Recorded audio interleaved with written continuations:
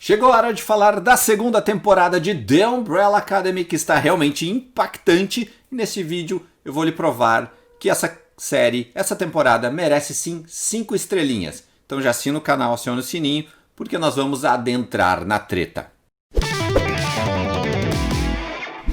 Muito bem, depois de uma estreia ok, uma primeira temporada tranquila, ok, boa, a série The Umbrella Academy chega na sua segunda temporada explodindo cabeças, explodindo mentes, porque o criador Steven Black, e baseado na obra de Gerard Way e Gabriel Ba, ele simplesmente extrapolou, ele pegou o seu produto e transformou numa coisa tão valiosa, tão gloriosa e tão boa de assistir, que eu vou aqui resgatar alguns pontos do porquê ela merece 5 estrelas e porquê essa série, porquê que essa temporada funcionou tão bem. Primeiro, que ela começa resolvendo 3 lacunas, eu disse 3 lacunas, recentes da cultura pop. A primeira lacuna é Viagem no Tempo, que ficou bem latente depois do desfecho de Dark. E claro, The Umbrella Academy vem com Viagem no Tempo, que deu aquele gostinho, aquele ensejo só no final da primeira temporada, mas não, aqui nessa segunda a gente já chega com Viagem no Tempo de cara. O segundo quesito é uma série de equipe.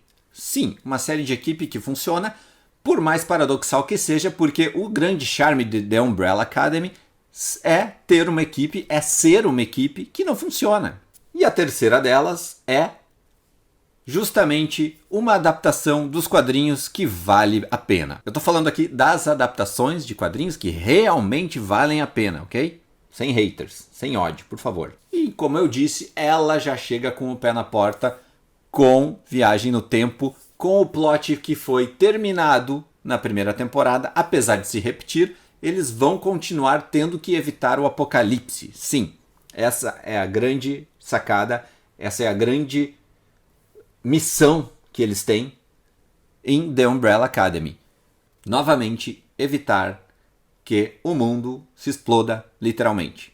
E novamente, por causa da Vanya.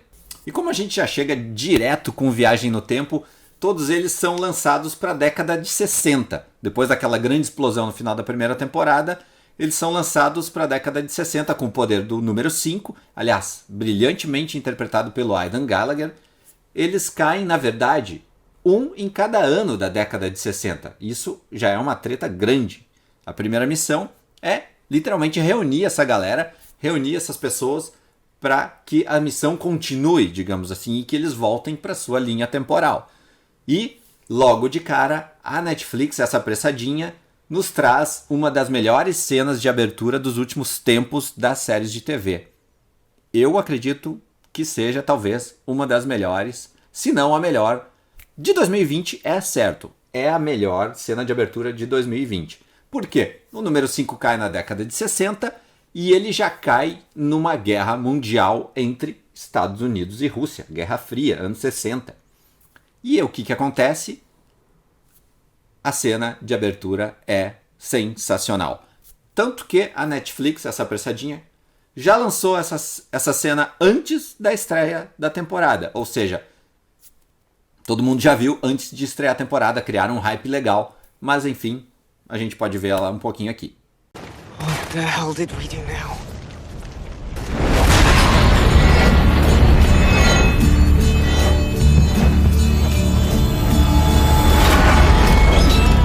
And now the end is near.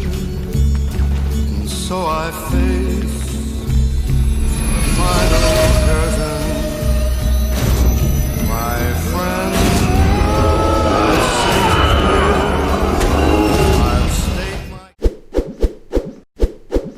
E o legal é que para preencher esses 10 novos episódios, a gente vê a história de cada um nessa década, nesses anos que eles foram parar. E cada um vive realmente anos ali naquelas décadas.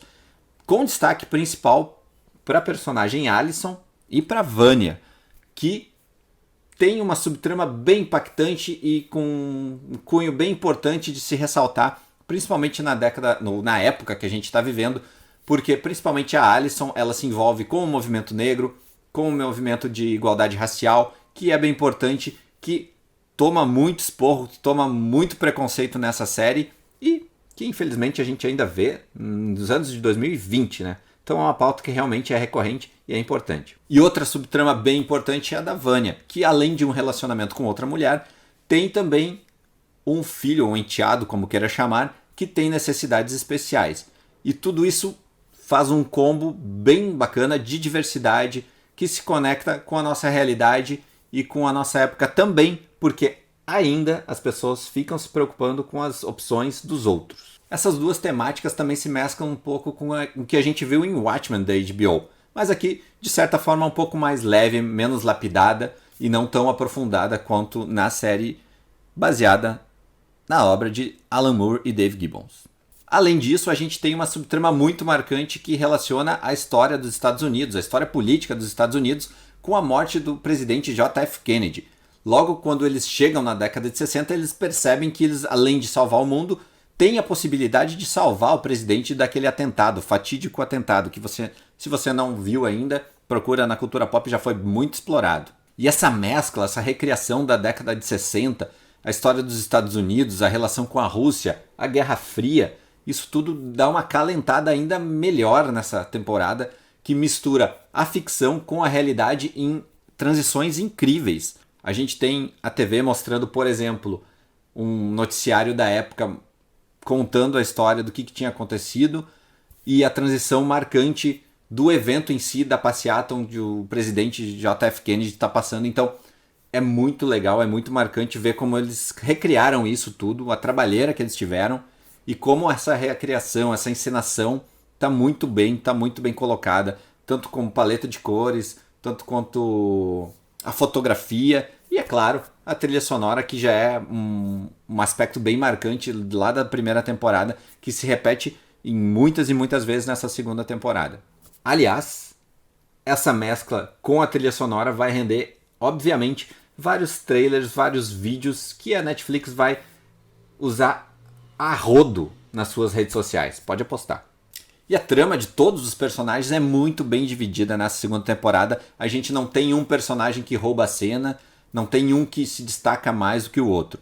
Vale ressaltar que na primeira temporada eu não gostei muito do Klaus, vivido pelo Robert Sheehan, mas nessa segunda temporada ele está muito bem, ele se reforçou, ele está mais à vontade no papel, ele não está mais tão teatral.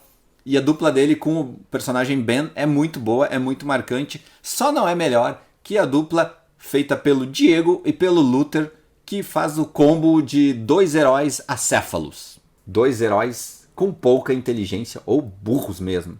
Pode apostar que esse é um ponto marcante na trama. Mas é claro, a gente ainda tem personagens novos que também remetem um pouco ao que a gente viu em Dark. A gente tem um trio de irmãos suecos assassinos que vai atrapalhar bastante essa vida da galera. E você vai bater o olho e você vai pensar, são os caras de Dark. Mas não são os caras de Dark, porque aqueles eram um só e aqui são realmente três irmãos. Outra personagem bem legal que é inserida é a Lilia, que replica os poderes da galera e vai causar muitos problemas e vai ter um relacionamento, um affair bem engraçado com o Diego.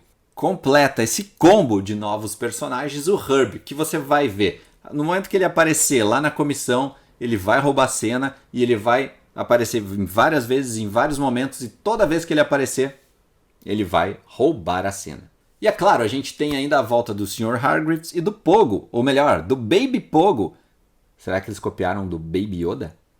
Que tem uma participação marcante, não tão forte dessa vez, mas que vai deixar aquele gancho mais do que necessário para uma terceira temporada. E com tudo isso que eu já falei aqui, tudo funcionando organicamente, com fotografia, com música, com ação, com cenas marcantes, com videoclipes, com humor funcionando, tudo funcionando nessa segunda temporada, eu arrisco a dizer que é sim uma das melhores temporadas de 2020 no mundo das séries. E aí, consegui te convencer de que essa série merece realmente 5 estrelas? Deixa aí pra gente nos comentários. E a crítica completa você confere também no site, o link tá aqui na descrição do vídeo. Fica com a gente, porque você sabe, a vigília não para.